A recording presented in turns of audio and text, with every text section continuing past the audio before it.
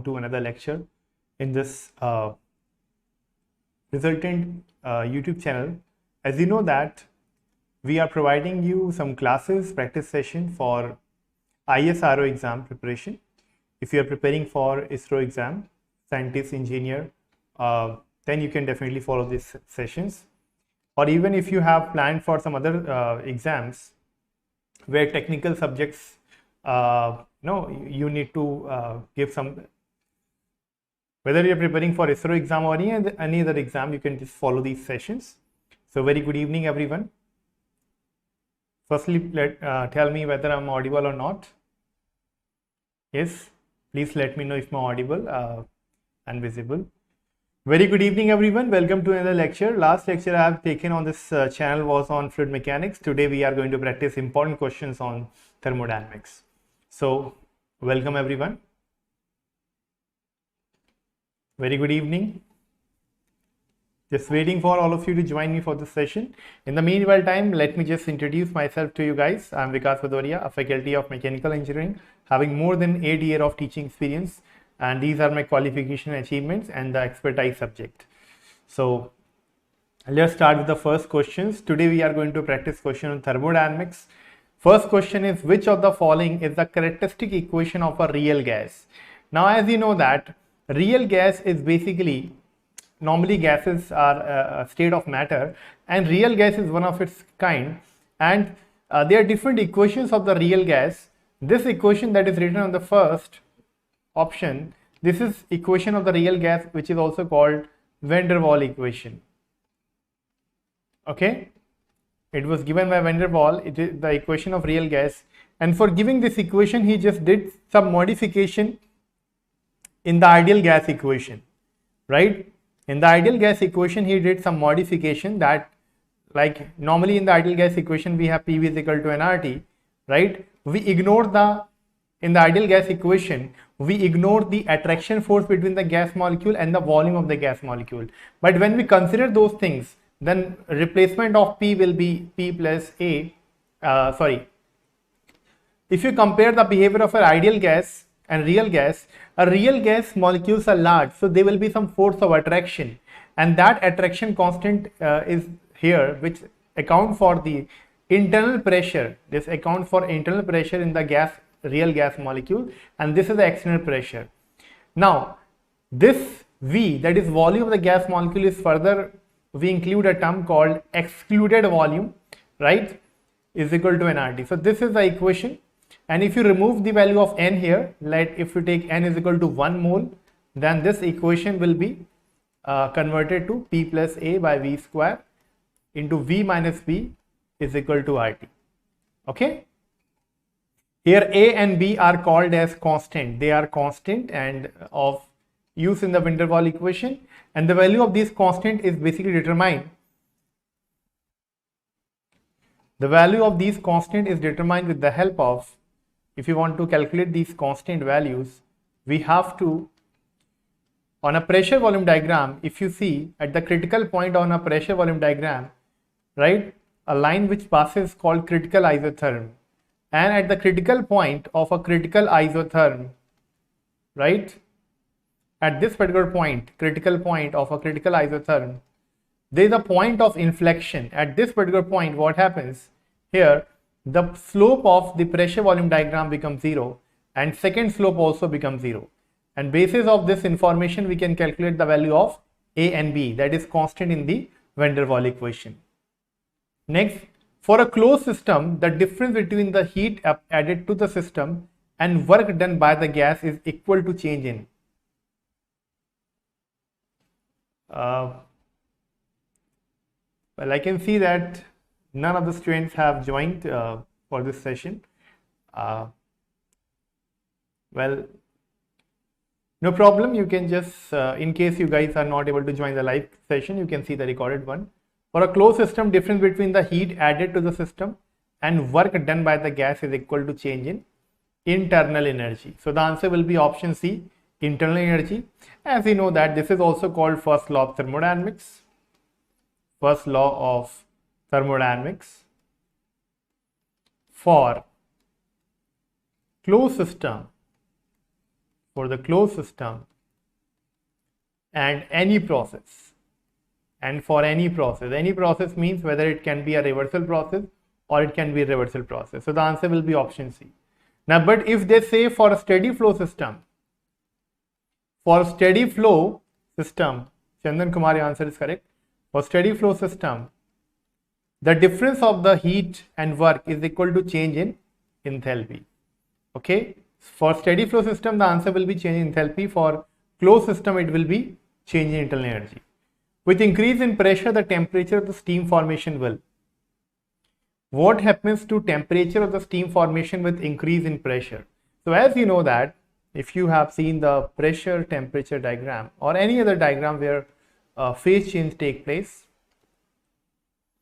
with increase in pressure, we have to show the variation of the pressure with saturation temperature, right? So these are the constant pressure lines on the temperature entropy curve. Okay.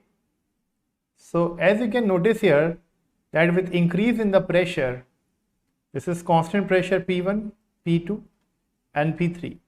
So as pressure increases, P3 greater than P2 greater than P1, the temperature of the steam formation. What is the temperature of the steam formation?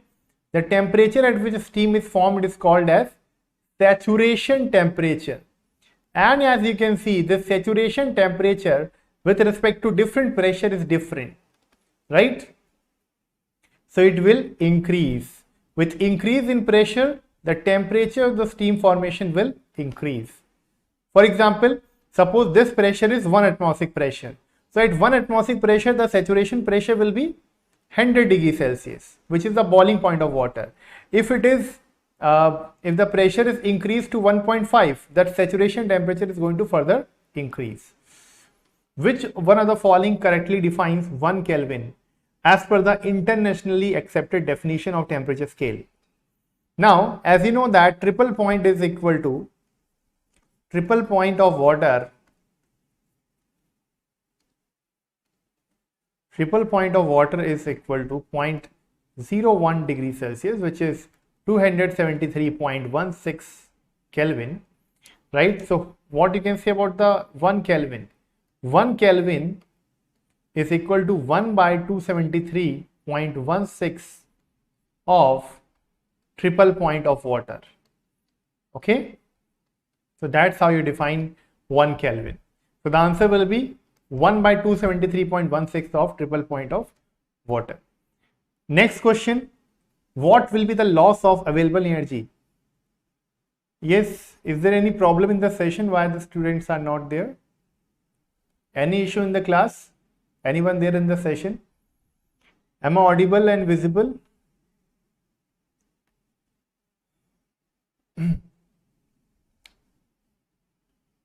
Well, I know that the classes are not regular, but whatever classes are being conducted on this channel, it is already been informed in advance. The session, the thumbnail of the session or the session is already created well in advance. So guys, please share this session as much as possible so that we can have more students in this session. What will be the loss of available energy associated with the transfer of 1000 kilojoule of heat from constant temperature system at 600 Kelvin to another at 400 Kelvin when the environment temperature is 300 Kelvin? So the formula for the loss of available energy is, how you calculate the loss of available energy, that is, or which is also equal to increase in unavailable energy, that is surrounding environment temperature or surrounding temperature or ambient temperature into the heat transfer divided by 1 by T2 minus 1 by T1. In this formula, T1 and T2 both are source temperature, right? Both are source temperature in which T2 is less than T1. So here we have two source temperature. T2 will be 400, T1 will be 600, and T0 is basically the environment temperature, which is 300. Just put all the values here, you will get the answer. This is 300 into heat is 1000, 1 by 400 minus 600. Just put all the values in this equation and you will get your answer. Yes, Chandan, please solve it. You are the only one student in the class who is responding. So please solve it. 300 into 1000.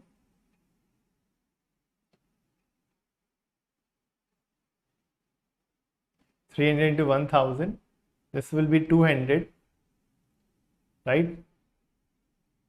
Divide by 400 into 600. So this is going to get cancelled out, right?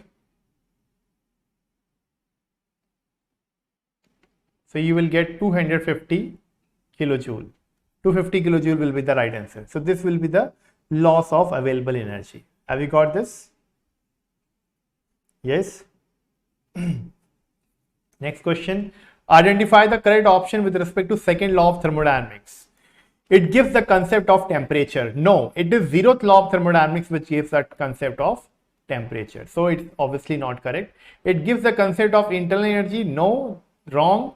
It is first law which gave the concept of internal energy. It gives the concept of entropy. Yes.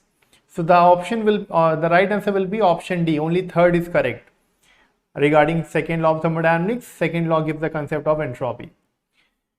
Next, dash line on the Mollier chart represent dash process. So on the Mollier chart, which is the chart of enthalpy and entropy, dash line. So here we are discussing about two lines, vertical, horizontal line. So you can see this is a Mollier chart is basically a diagram of enthalpy versus entropy diagram. And on these diagrams, they are asking about two lines. One way is you can draw the horizontal line. So obviously horizontal line will represent constant enthalpy and vertical line is going to represent constant entropy.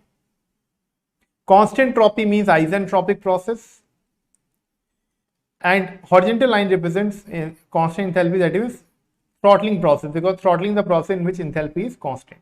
Throttling means isenthalpic process, right? A process in which enthalpy is constant isenthalpic, a process in which entropy is constant isentropic. So vertical line in Mollier chart represents an isentropic process, isentropic. So option B will be the correct answer. The total of all the subatomic as well as microscopic molecular energy is given by. So sum of all the subatomic, microscopic. So microscopic energy will be internal energy. Internal energy includes different types of energy like sensible energy of the molecules, chemical energy of the molecules, sensible energy, chemical energy, right? Nuclear energy.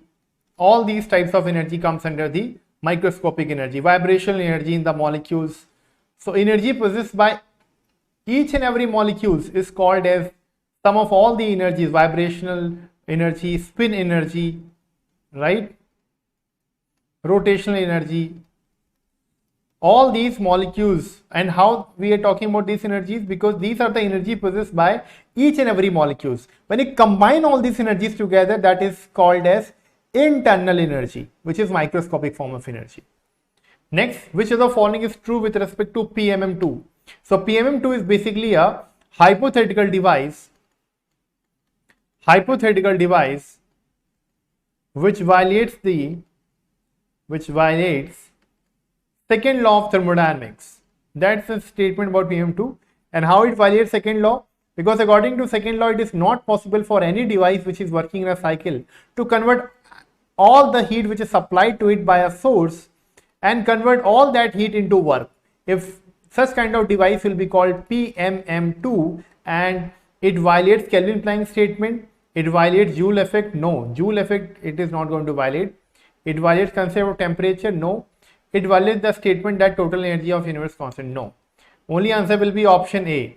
This is true about the PMM2. It violates the Kelvin Planck statement of second law of thermodynamics. A closed system that obeys the first law equation, which is dq is equal to du plus pdv. See, this equation is only applicable for a closed system. This is first law of thermodynamics, applicable for a closed system and reversible process. Okay, this is the first law of thermodynamics for closed system and reversible process. So undergoing an isentropic process, no. Irreversible, no. Infinitesimal small change, no. A simple compression system undergoing reversible process. So reversible process is important here. Okay, so this equation is only applicable for reversible process. Next, The given expression represents a change in entropy. This is the expression for change in entropy for which of the following process? Now, if you see this equation clearly, right? So this is nothing but entropy change for a polytropic process, which is C polytropic into mass into log of T1 by T2. Okay, so this is log. So this is the entropy change relation for a polytropic process, in which polytropic specific heat is equal to minus of Cv of n minus gamma over n minus 1. So this is basically polytropic specific heat. So this is the equation for entropy change for a polytropic process. Okay. Next, what process is represented by expression P1 V1 is equal to P2 V2? So P1 V1 is equal to P2 VT is only possible for a constant temperature process, right? When pressure is inversely proportional to volume.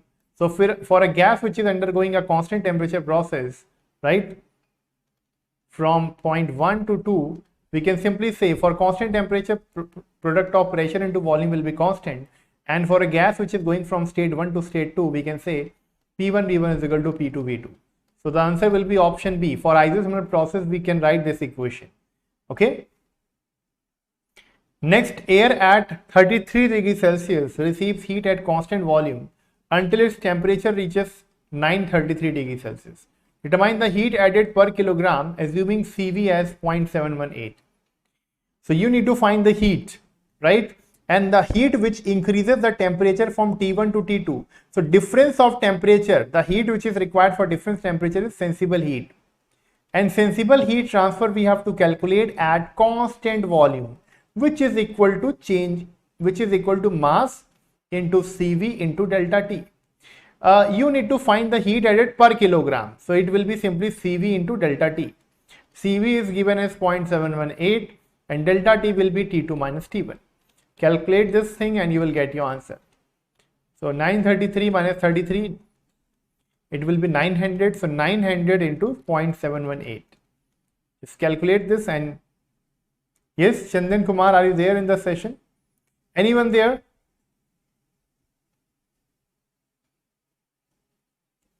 So you will get 646.2 kilojoule per kg. That will be the heat added. Next question.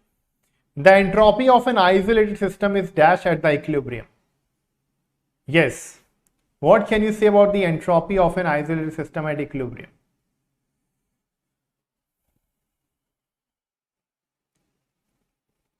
See, for an isolated system at equilibrium condition, that is for universe, because universe is an example of an isolated system. At equilibrium condition, the entropy of an isolated system becomes maximum, okay, under equilibrium condition. Okay, 1 kg of wet steam contains 0.15 kg of water particles. Its dryness fraction is given by mass of the dry steam to the mass of dry steam in a mixture of dry steam and mass of water particles. So how much is the dry steam mass? 1 kg, 1 plus 0.5. So just solve it 1 by 1.15 into 100 and you will get the answer. Come on, tell me.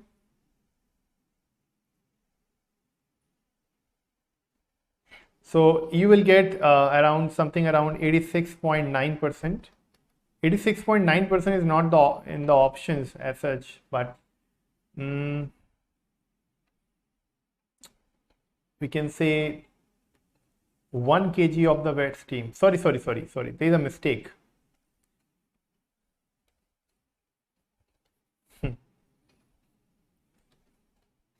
So 1 kg of the wet steam. You know what is wet steam? Wet steam is basically combination of dry steam plus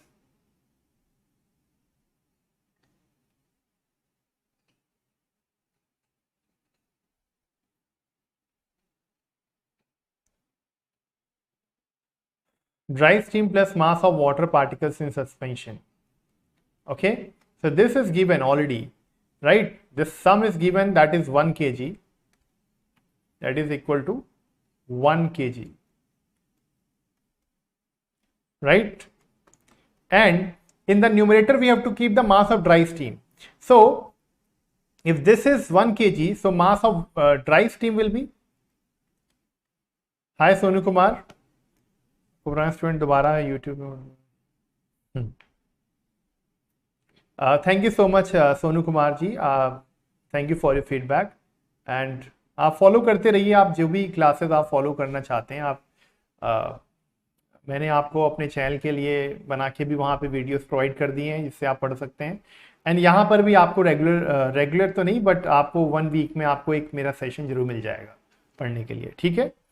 mass of dry steam क्या हो जाएगा, total mass of wet steam minus mass of water particles. Okay, तो यहां पर आपको मास of wet steam पता है कितना है, 1 है, minus 0.15, you will get 0.85. Just put the value 0.85 into 100, so you will get 85%. Okay, तो 85% आपका आंसर आ जाएगा. क्वेश्चन को ध्यान से देखना होगा, नहीं तो गड़बड़ हो जाएगा. Option C.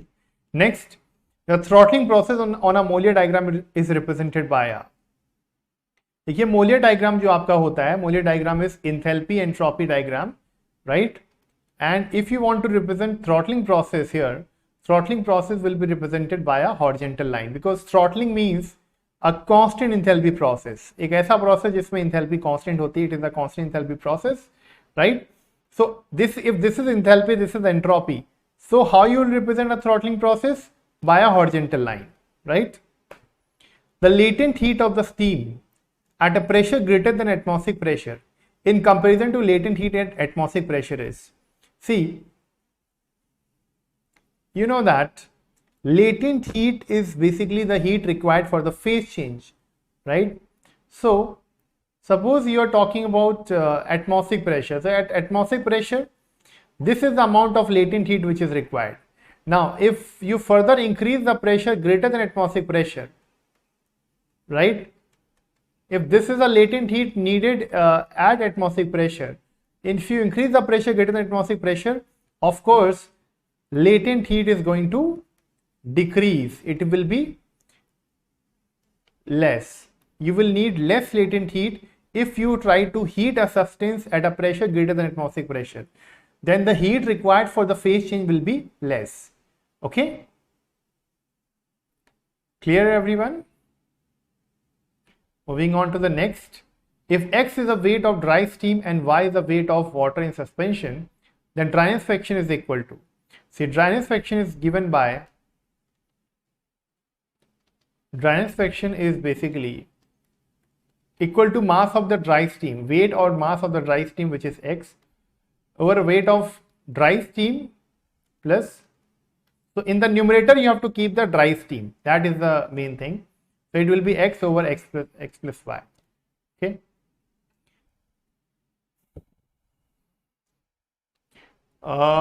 Looks like there is some issue with the session. Why the students are not?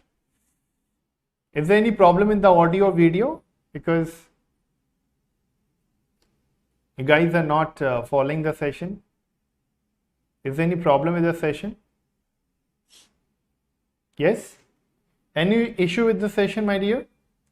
An inventor claims to have devised an engine that produces 2000 kilojoule of work while receiving 2000 kilojoule of heat from a single reservoir during a complete cycle of engine. Such an engine would violate. तो हमारे पास एक ऐसा engine है, there is an engine which is taking 2000 kilojoule of heat and पूरे 2000 kilojoule heat को it is converting into 2000 kilojoule of work, right? So obviously this is going to behave as a PMM2. So it is obviously going to violate second law. Question is it going to violate first law also? क्या ये first law को भी violet करेगा? Second law को तो बिल्कुल करेगा, क्योंकि जितनी हीट ये ले रहा है उतना ही वर्क दे रहा है, right? Whatever amount of heat it is taking as input, it is converting that heat into work. But according to first law, for a cycle, According to first law, net heat is equal to net work, which is here. Net heat is 2000, net work is 2000. So is first law getting violated? No. So only second law is violated here. Such an engine is going to violate only the second law of thermodynamics and no other law, or we can say not first law of thermodynamics. As per the option, it will be option B. Which of the following is not a point function? No, heat is a path function, right? Heat is a path function, or heat and work are path function and not a point function. Next, during melting, the volume of a pure substance other than water. So if you have seen the pressure temperature diagram of phase change process, right, there are two fusion curves. One curve is drawn for water, one curve for general substance. So this is a fusion curve. This is also fusion curve or melting curve. This is also fusion curve or melting curve. Only difference is that this is a fusion curve for water which expands on freezing. जो क्या करता है, freeze करने पे expand करता है, expands on freezing. And this is a fusion curve for the substance which contract on freezing. Now question क्या है? During melting, the volume of a pure substance other than water. यानी कि water को छोड़ के बाकी सब्सटेंस के साथ क्या होता है, उनका वॉल्यूम वो कॉन्ट्रैक्ट करते हैं, राइट, जब मेल्ट करते हैं, तो यानी उनका वॉल्यूम क्या होगा, डिक्रीज करेगा. So during melting, the volume of pure substance other than water is going to decrease, and for water it is going to increase. A system is composed of a gas contained in a cylinder fitted with a piston. The gas expands from state 1, for which E1 is equal to 75, E2 is equal to minus 25. During the expansion, the gas does 60 kJ of work on surrounding. The heat transferred to or from the system during the processes. So देखिए, this is very simple. As you can understand, according to first law, Q minus W is equal to dE, right? So here they have given the work. During the expansion, the gas does 60 kJ of work on surrounding. So obviously, expansion work will be positive work. So you have to take it as positive. So minus 60. And how you will find, how you represent this energy? Energy is a point function. So for point function have to be written like this, right? So this is how you write point function, difference of the energy at the 2 points. So Q minus 60 is equal to E2, that is minus 25 minus 75, right? So when you solve it, you will get Q minus 60 is equal to minus 100, or Q will be equal to minus 40 kilojoule. Okay. Option B. Next, a cyclic heat engine operates between the source temperature of 1000 degrees Celsius and a sink temperature of 50 degrees Celsius. The least rate of heat rejection when net work output is 2 kilowatt. So, when can an engine will have least rate of heat rejection? This is the main thing. Least rate of heat rejection is only possible for reversible engine, because only reversible engine will have the least rate of heat rejection. That means for solving this question, we have to consider this engine to be a reversible engine. And for a reversible engine, the efficiency can be calculated using the formula that efficiency is equal to 1 minus lower temperature by higher temperature, which is 1 minus lower temperature is 50 degrees Celsius and higher is 1000. But this is in degrees Celsius, we have to convert that in Kelvin, right? So we have to convert that in Kelvin. So this will be 273 plus 50 divided by 1000 plus 273. Solve it.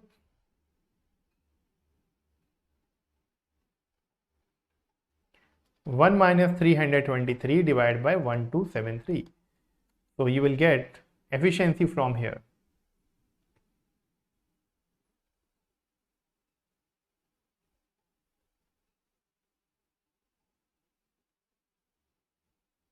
So you will get 0.747 as efficiency.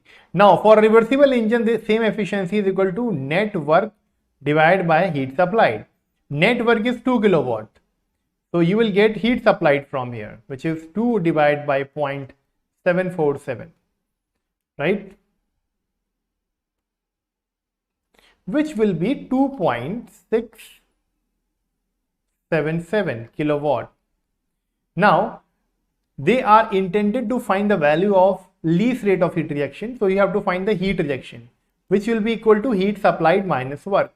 Heat supplied is given as 2.677 and work is 2 kilowatts. So you will get 0.67. 0.67 is here only one option. So option B will be the correct answer. Okay. So I hope you have understood this question. Yes, everyone. Next question. Temperature volume diagram of a pure substance is given here. You can see this is temperature and specific volume diagram. Two constant pressure curves are shown by a dotted line.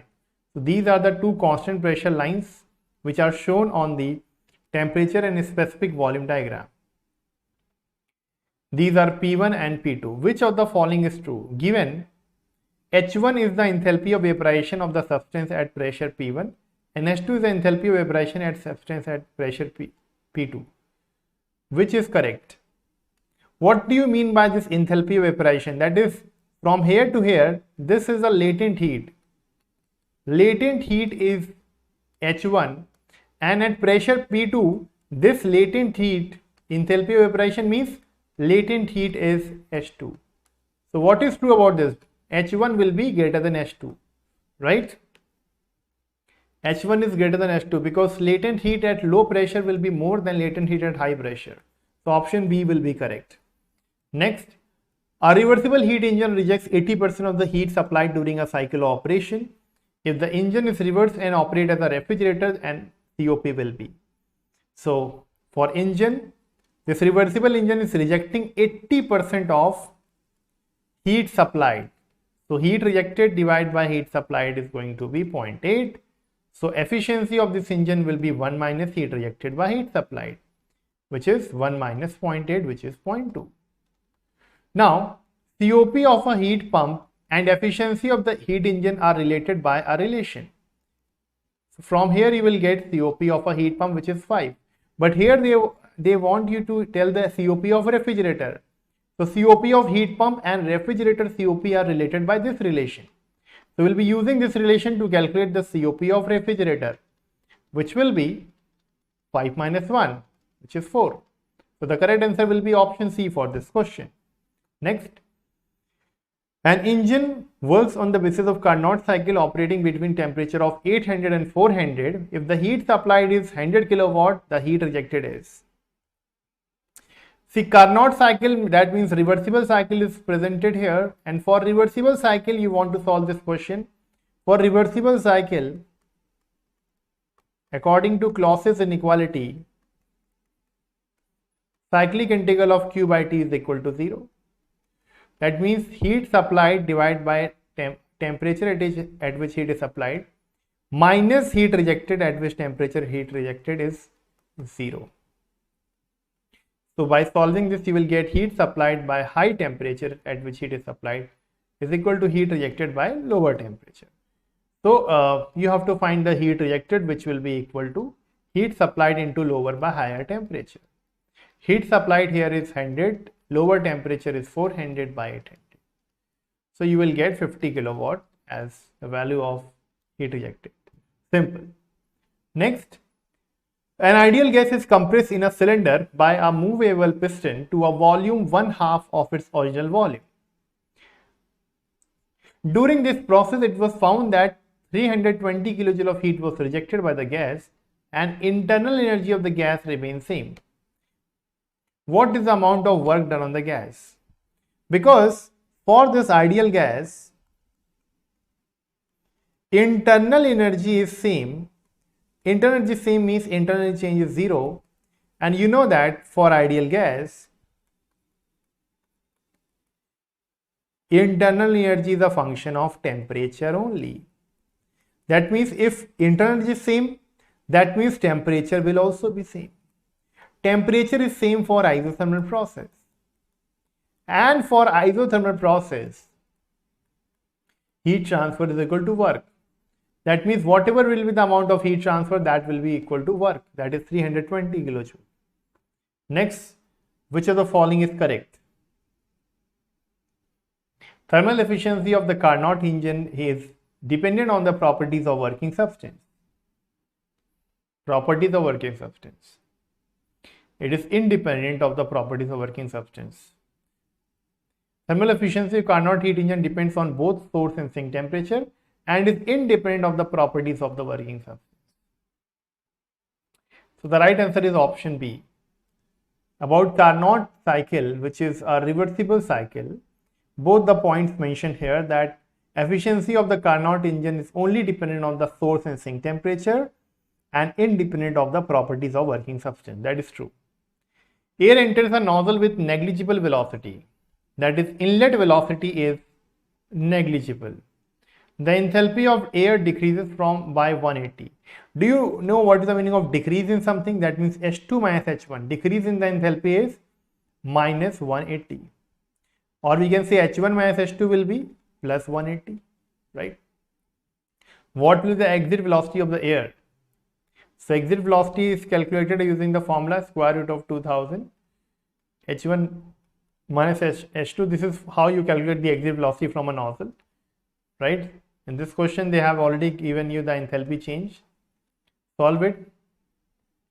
You will get 600 meter per second as the exit velocity of the air from the nozzle. Next, what will be the enthalpy of 1 kg of steam at a pressure of 10 bar having the dryness fraction of 0.7? Given at 10 bar, the specific enthalpy of saturated liquid water, saturated liquid enthalpy means HF 760 is given, and specific enthalpy of vaporization means HFG, right, which is 2010. You have to calculate enthalpy of 1 kg of steam at a pressure of 10 bar. So enthalpy of the steam will be HF plus X times of HFG, right? Here they have given HF, which is 760, plus X, dryness fraction is 0.7, and this is 2010. Solve it. You will get this value in kilojoule per kg. So total enthalpy will be mass into HF. Mass is 1 kg. So 1 kg into H, you will get the value in kilojoule. Yes, calculate this.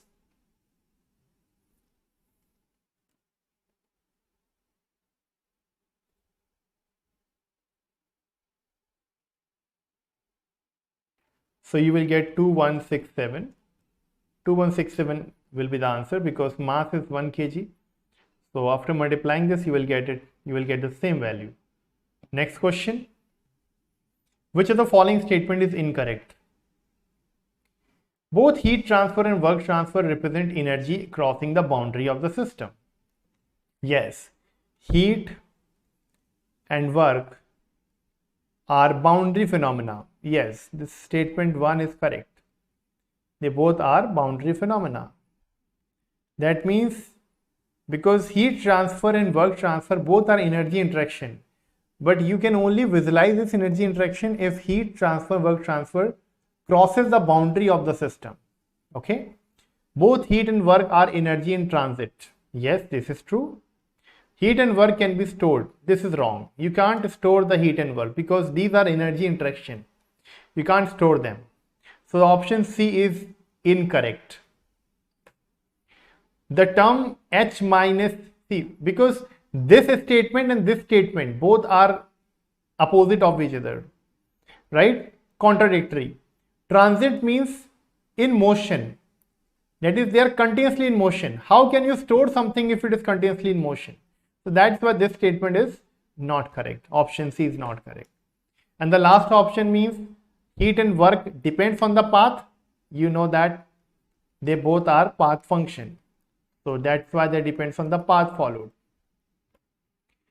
The term H minus Ts is deriving the maximum work done for a steady flow system is known as.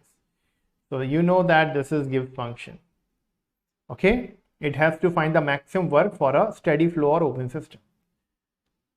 All reversible engine have same efficiency, operating between same temperature.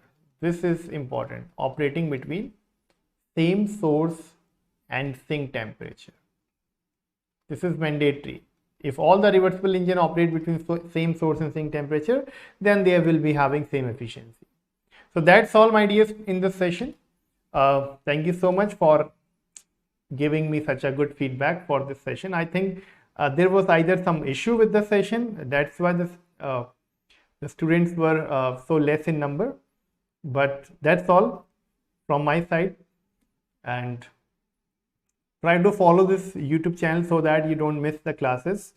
And the class started at 8 p.m. but I have not got a good response, but not a problem. Please do watch the recording of the session, because I have discussed some good questions from thermodynamics. I'll see you again maybe next week with another subject, okay, for ISRO practice session. Thank you so much. Have a nice day. And do not forget to like, share and subscribe to the channel. Thank you, everybody.